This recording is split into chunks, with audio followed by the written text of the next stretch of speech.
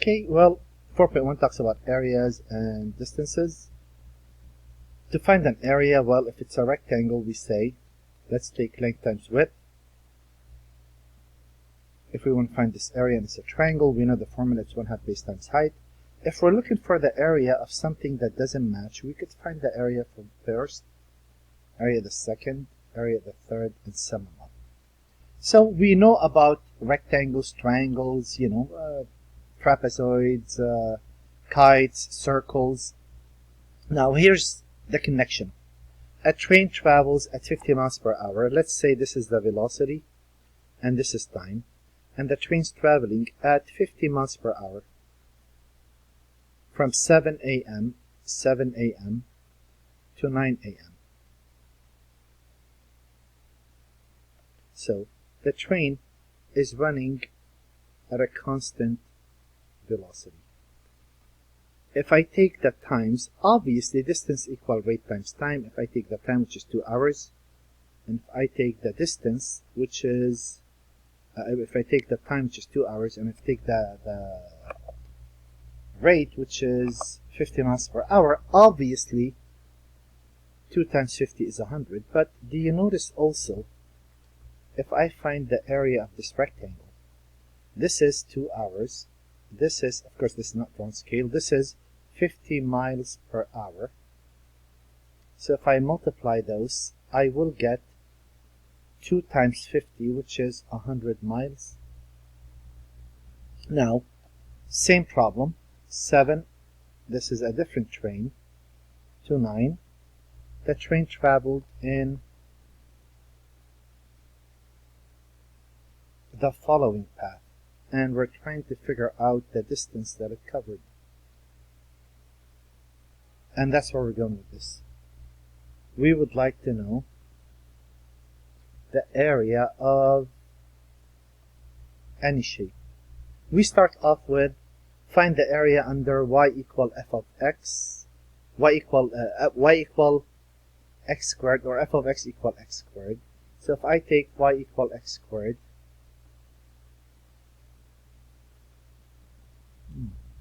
that's not working.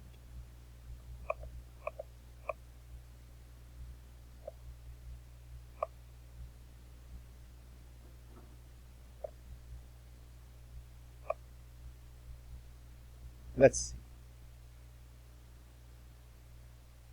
Okay. So if I call this 1, 2, 3, and 4. Y equal x squared, 0, 0. When x is 1, y is 1. When x is 2, oh, that's not going to work. Oh, that's okay. That's okay. That's okay.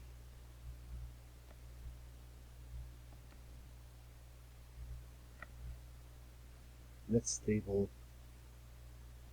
4.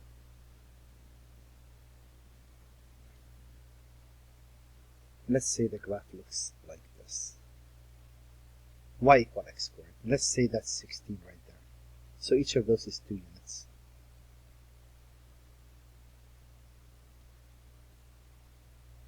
And each of those is 1 unit. So I'm trying to find this area. That's my goal. If I copy this,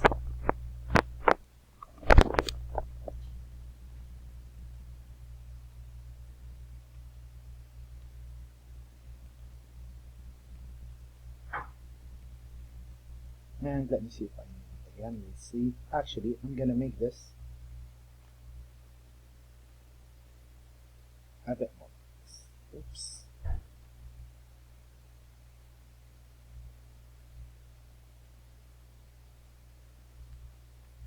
Okay, fourth time will be a charm.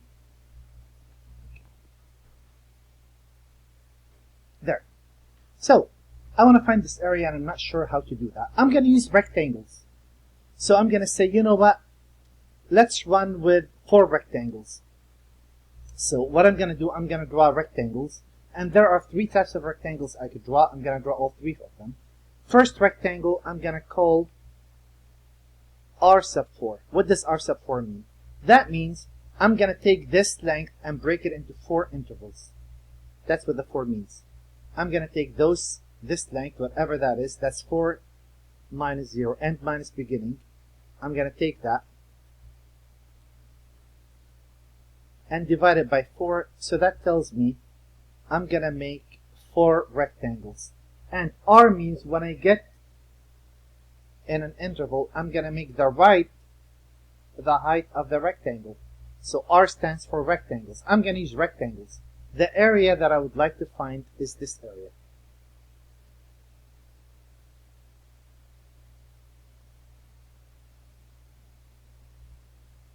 And when I look at the second interval, I'm going to take, since this is R right, I'm going to take the right endpoint to be the height, and I'm going to make a rectangle because I know how to find areas of rectangles. When I get to the third, I'm going to take the right endpoint to be the height, and when I get to the last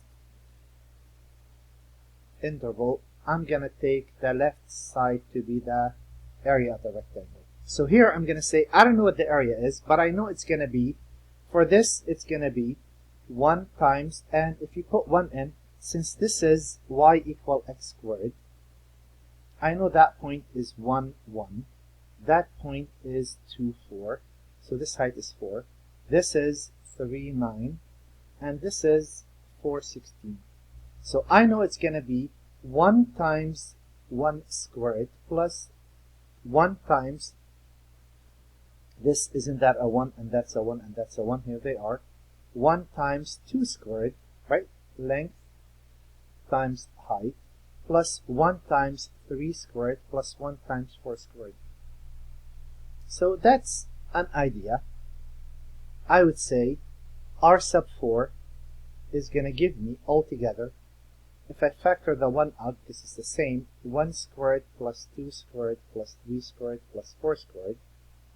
That is 1 times 1 plus 4 plus 9 plus 16. So in this case, I'm getting 20, 30.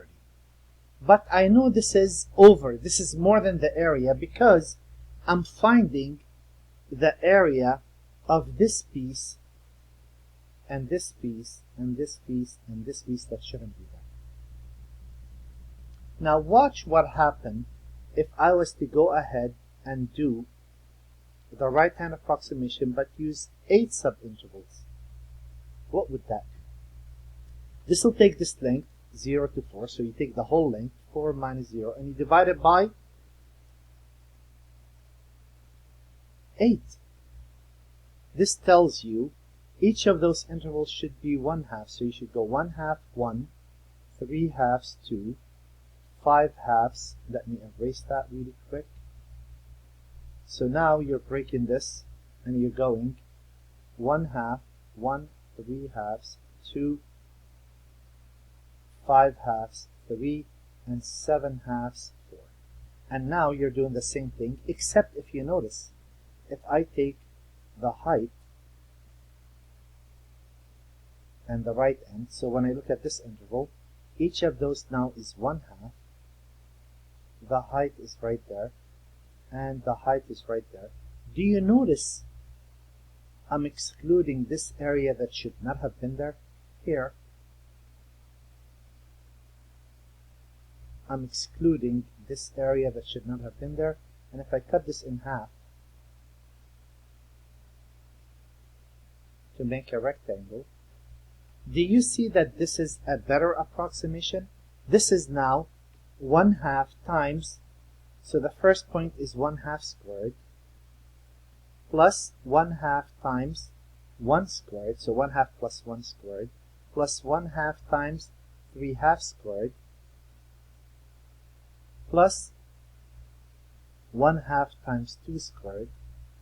Let me take this and put it right here, plus 1/2 times 5/2 squared, plus 1/2 times 3 squared, plus 1/2 times 7 squared, 7/2 squared, plus 1/2 times 4 squared. So here, R sub 8 now is a bigger. Now I'll take 1/2 out of all of that, right?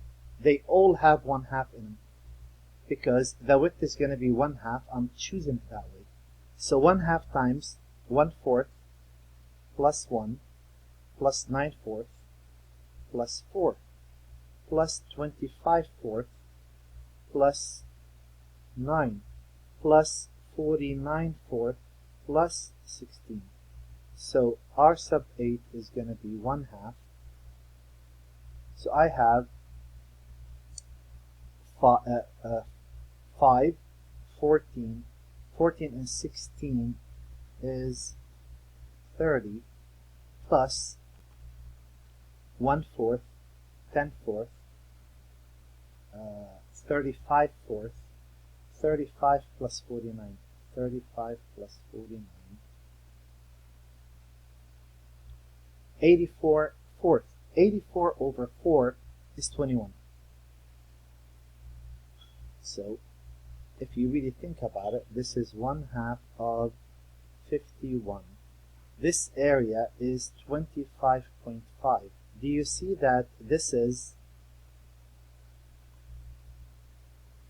less than that? Because I took off this piece that should not have been there. This piece, and this piece. So do we agree that the right-hand approximation is a better approximation than the 4? And what do you think will happen if I was to go ahead and cut that in half? How about R sub 16? That will take 4 minus 0 divided by 16, right? That will make it, or I should have went for 12, but 16 will be 1/4. So you're going to go 1/4, 2/4, 3/4, 4/4, 5/4, 6/4, 7, 8, 11, 12, 13, 14, 15, 16. Do you see that that's a better approximation as well? Because now I'm leaving out this. You'll see it once I get to the right side a bit more.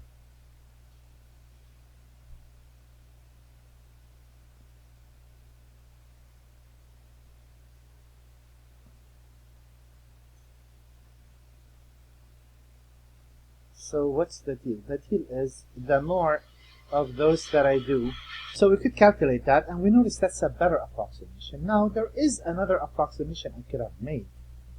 I could have said, you know what, why don't we do L sub 4? What does that mean? I need 4 subintervals. So if I look at this, we call that delta x. That is end minus beginning over how many intervals do you want?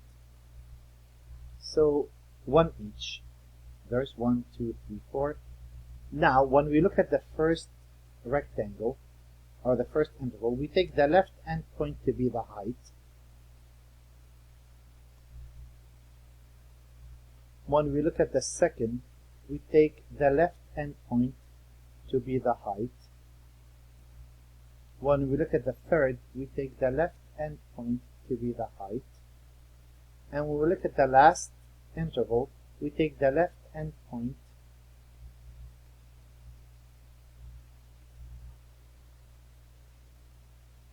to be the height. So the top one was overestimate because we're finding more. And don't think this is kind of silly, why would they do that? Because this function is increasing.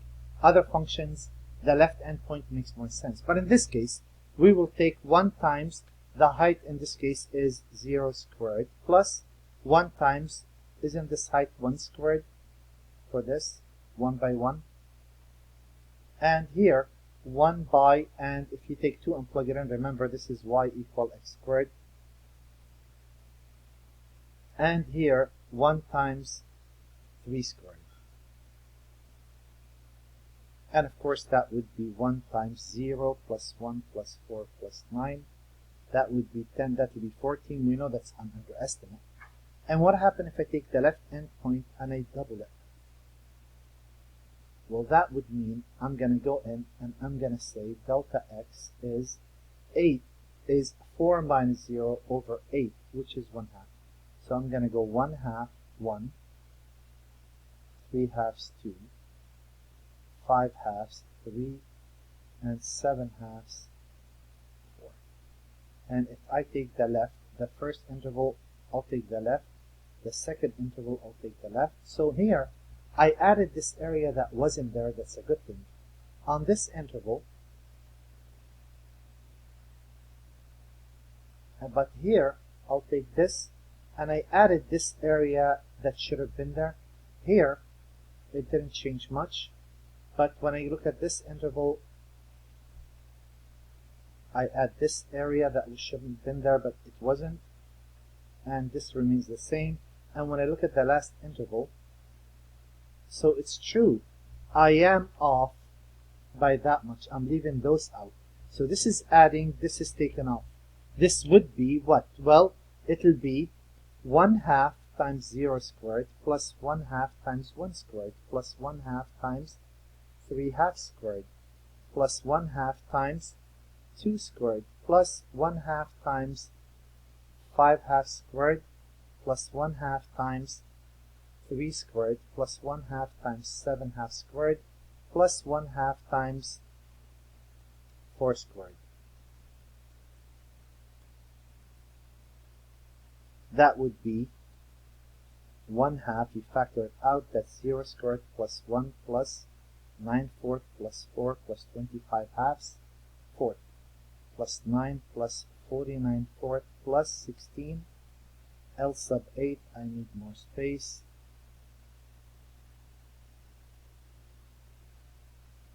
That would be 1/2 times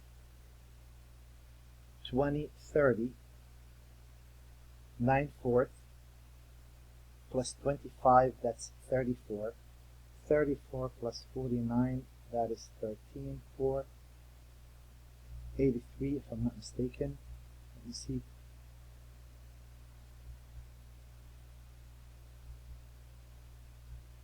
So that will be 83 over 4, right? Which is roughly 0.5 times 30 plus 83 divided by 25.375. And there it is. Now I have one more option I could have done. That one turns out to be better than those two, but in this case, but the only issue with it is it's the messiest of them.